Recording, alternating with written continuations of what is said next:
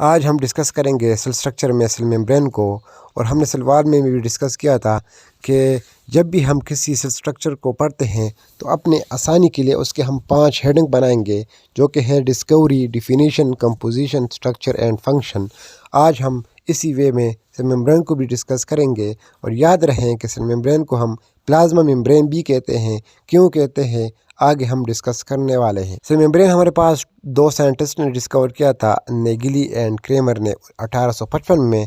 और उनकी पिक्चर आप यहाँ पे देख सकते हैं। अगर हम डिफिनीशन की बात कर लें तो सेल मेम्ब्रेन हमारे पास सेकंड मोस्ट बाउंड्री है प्लांट, फंजाई, प्रोटिस्ट और प्रोकैरियोटिक सेल का, लेकिन आउटर मोस्ट बाउंड्री है, फर्स्ट बाउंड्री है एनिमल सेल का, क्योंकि वहाँ पे सेल वॉल एब्सेंट होता है। हमें पता है कि प्लांट, फंजाई, प्रोटिस्ट और प्रोकैरियोटिक सेल के अंदर सेल वॉल होता है, तो यहाँ पे cell wall outer most boundary होगी और सेल मेम्ब्रेन यहाँ पे सेकंड मोस्ट बाउंड्री बन जाता है। लेकिन एनिमल सेल के अंदर सेल वॉल एब्सेंट होता है, लिहाजा एनिमल सेल के अंदर cell membrane outer most boundary या कह सकते हैं फर्स्ट मोस्ट बाउंड्री बन जाता है। यहाँ पे आप एक प्लांट सेल देख सकते हैं, जहाँ पे आपको सेल वॉल भी नज़र आ रहा है और सेल मेम्ब्रेन भी नज़र आ रहा है। जो आउटर मोस्ट है थिक, ये आपको सेल वॉल नज़र आ रहे हैं जो कि मेंशन भी है, और इसके नीचे जो थिन सा एक लेयर है ये आपको सेल मेम्ब्रेन नज़र आ रहा है। लिहाजा यहाँ पे ये सेकंड मोड बाउंड्री है। और ये है हमारे पास एक एनिमल सेल। यहाँ पे आपको सेल वॉल नज़र नहीं आ रहा, जो आपको आउटर मोस्ट एक ब्लैक लेयर नज़र आ रही है, ये हमारे पास सेल मेम्ब्रेन है। यहाँ पे ये आउटर मोस्ट है, या आप कह सकते हैं फर्स्ट मोस्ट है। तो हम कह सकते हैं कि सेल मेम्ब्रेन एक लेयर है जो सेल को कवर कर लेता है।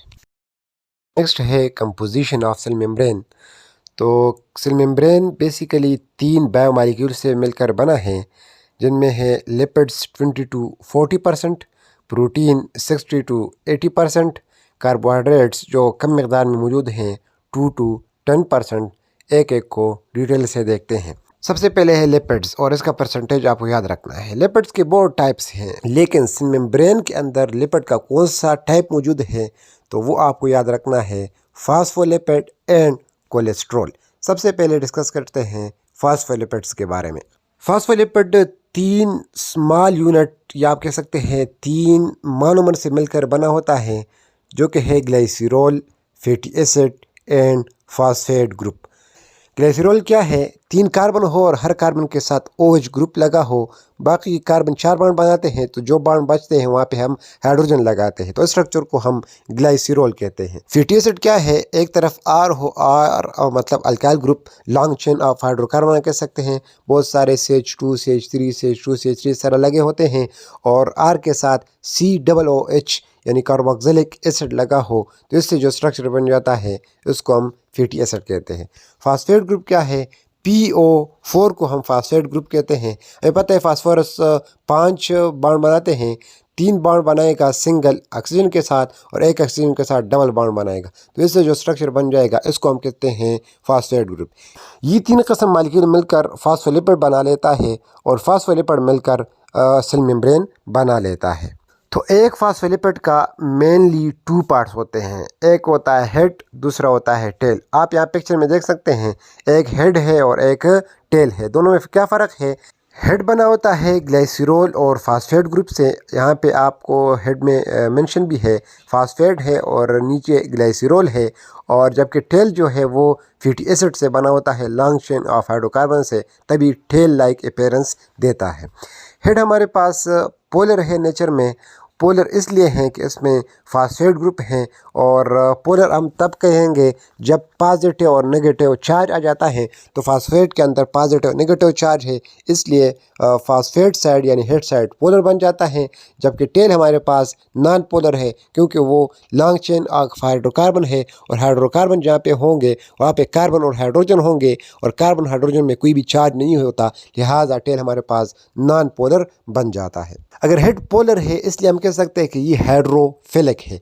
हाइड्रोफिलिक मीन वाटर लवर, यानी वाटर में ये डिज़ोल्व होता है, क्योंकि एक फार्मूला है लाइक डिज़ोल्व लाइक, एक जैसे में डिज़ोल्व होगा, पोलर पोलर में डिज़ोल्व होगा और नॉन पोलर में डिज़ोल्व होगा। तो हेड जो है वो पोलर है और वाटर भी पोलर है, तो ये एक दूसरे में डिज़ोल्व होता है, इसलिए हेड जो रीजन है फास्फोलिपिड का वो हाइड्रोफिलिक है, वाटर लवर है। और इसके बरक्स टेल हमारे पास हाइड्रोफोबिक है क्योंकि टेल नॉन पोलर है और वाटर जो है वो पोलर है, इसलिए हाइड्रोफोबिक है, या हम कह सकते हैं वाटर रिपेलिंग है।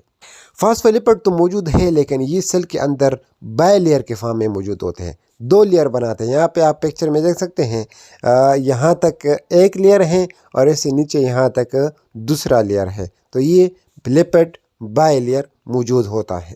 और सबसे मेन पॉइंट, लिपिड जो है वो फ्लूइड लाइक नेचर शो करता है, यानी जैसे फ्लूइड वाटर होते हैं, बहने वाली चीज़ होती है, उसमें मूवमेंट होती है, आप उसको टच करें तो ऊपर नीचे मूव करते हैं वेव्स की शक्ल में। इसी तरह जो बाय लेयर है फास्फोलिपिड का, उसमें भी फ्लूइड लाइक नेचर है। हमने पढ़ा था कि लिपिड दो किस्म के मौजूद होते हैं, फास्फोलिपिड एंड कोलेस्ट्रॉल। अभी तक तो हमने जो बातें पढ़ी है वो फास्फोलिपिड के बारे में पढ़ी है। कोलेस्ट्रॉल क्या पे मौजूद होते हैं, तो ये जो लिपिड बाय लेयर है इसके अंदर ये जगह जगह पे एम्बेड होते हैं, जो यहाँ पे आपको रेड कलर में नज़र आ रहा है। इसका फंक्शन क्या है, हम फंक्शन वाले सेक्शन में इसको पढ़ते हैं। नेक्स्ट है प्रोटीन्स, और 60 to 80% मौजूद होता है। प्रोटीन जो है सेल मेम्ब्रेन के अंदर मोज़ेक लाइक अपीयरेंस लगता है। मोज़ेक का मतलब है इर्रेगुलर शेप, जैसे पत्थर की दीवार होती है, जो पत्थर जहाँ पे फटा जाता है तो इस जैसे अरेंजमेंट को हम कहते हैं मोज़ेक, इर्रेगुलर शेप। लिहाजा सेल मेम्ब्रेन के अंदर प्रोटीन भी इर्रेगुलर शेप है, इसलिए मोज़ेक का लफ्ज़ इस्तेमाल हुआ है। और प्रोटीन ग्लोबुलर फॉर्म में मौजूद हैं, राउंड शक्ल के में मौजूद होते हैं, लीनियर फॉर्म में मौजूद नहीं होते। तो ये दो पॉइंट्स आपको मेनली याद रखना है। मेनली टू टाइप्स के प्रोटीन हमारे पास मिलते हैं सेल मेम्ब्रेन के अंदर। एक का नाम है इंट्रिंसिक प्रोटीन और दूसरा का नाम है extrinsic protein. Intrinsic protein lipid का जो बाय लेयर है, एक साइड से शुरू होकर दूसरे साइड तक पहले होते हैं, तो इस टाइप को हम कहते हैं इंट्रिंसिक प्रोटीन। और दूसरा किस्म प्रोटीन जो है वो लिपिड बाय लेयर के अंदर फिक्स पॉइंट, ख़ास जगहों पर फिक्स पोजीशन में मौजूद होते हैं, जो एक्सटेंड नहीं होते एक साइड से दूसरी साइड तक।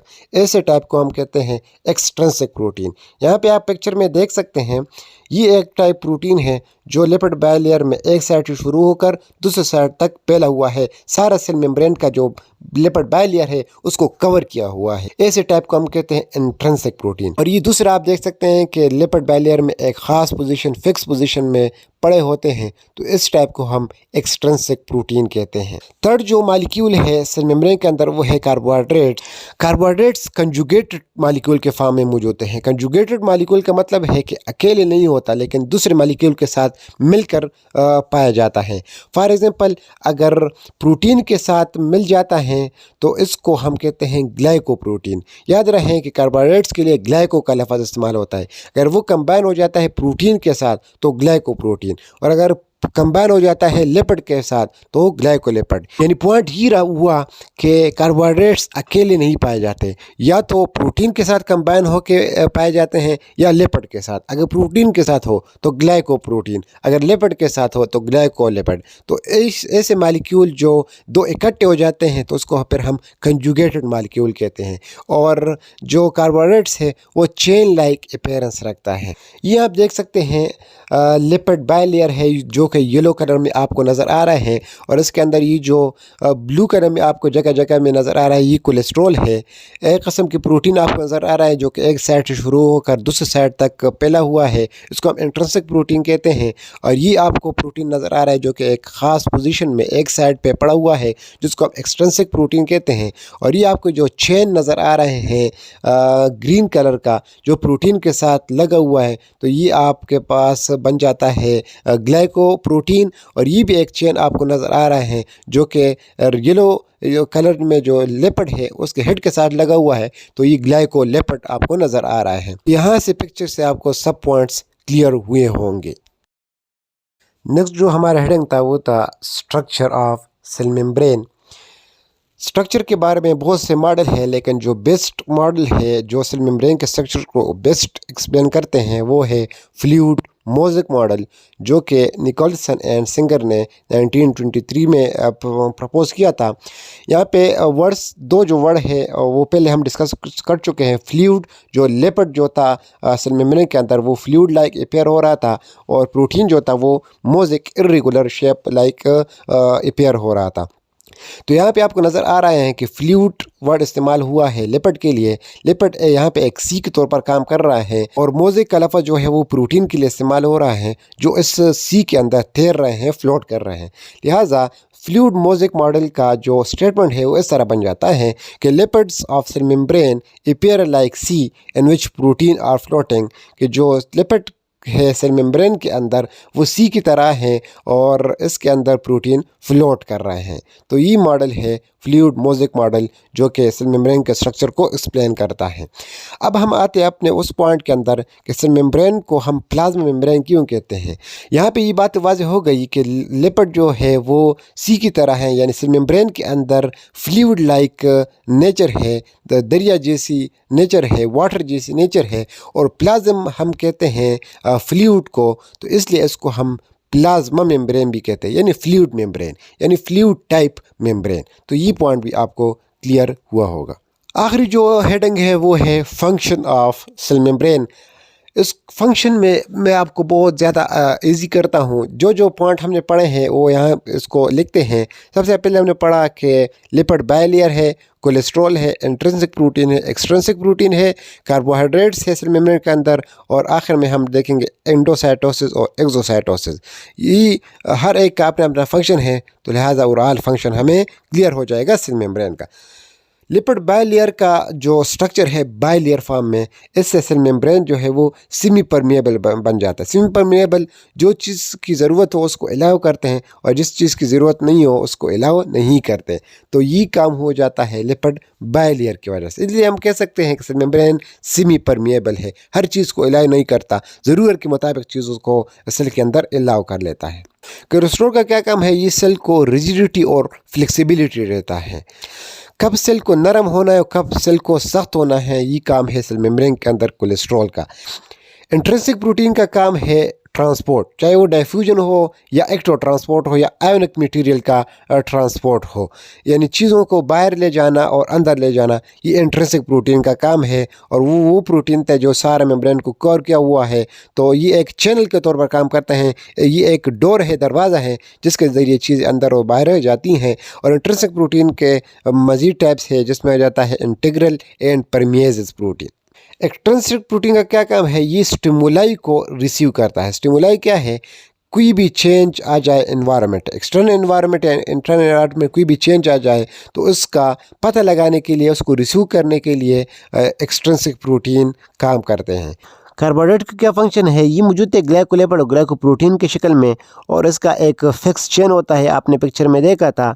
और ये फिक्स चेन इम्यूनिटी के तौर पर काम करता है। जो बॉडी सेल है वो उस चेन को रिकॉग्नाइज करते हैं और ये फैसला कर लेते हैं कि ये बॉडी का अपना कोई सेल है। अगर उस फिक्स चेन के अलावा कोई और चेन अंदर मिल जाता है सेल के अंदर, तो बॉडी सेल ये रिकॉग्नाइज करता है कि ये बाहर से आने वाला कोई न्यू चीज़ है जो इम्यून सिस्टम को रिस्पांस देता है कि इसको ख़त्म करना है। यहाँ पे आप देख सकते हैं कि कार्बोहाइड्रेट इनडायरेक्टली एक इम्यूनिटी सिस्टम के तौर पर काम करता है। छठा जो फंक्शन है सेल मेम्ब्रेन का वो है एंडोसाइटोसिस एंड एक्सोसाइटोसिस। एंडोसाइटोसिस हम कह सकते हैं कोई चीज़ इनसाइड आना, यानी सेल के अंदर कोई चीज़ आता है, कोई सब्सटेंस है, फूड है या लिक्विड पार्टिकल है। सबसे पहले वो सेल मेम्ब्रेन को टच करेगा, फिर सेल मेम्ब्रेन इसके इर्द गिर्द राउंड हो जाएगा, इन्विजिनेट हो जाएगा, और इसके बाद ये चीज़ सेल का हिस्सा बन जाएगा। तो इस प्रोसेस को हम कहते हैं एंडोसाइटोसिस।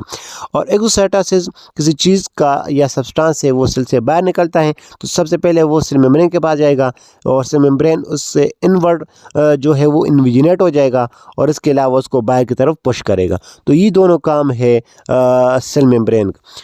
तो यहाँ पे आपको पिक्चर में क्लियरली नज़र आ रहा होगा एंडोसाइटोसिस और एक्सोसाइटोसिस।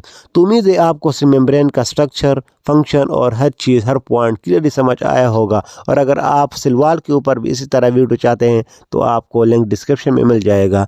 थैंक यू, अल्लाह हाफिज़।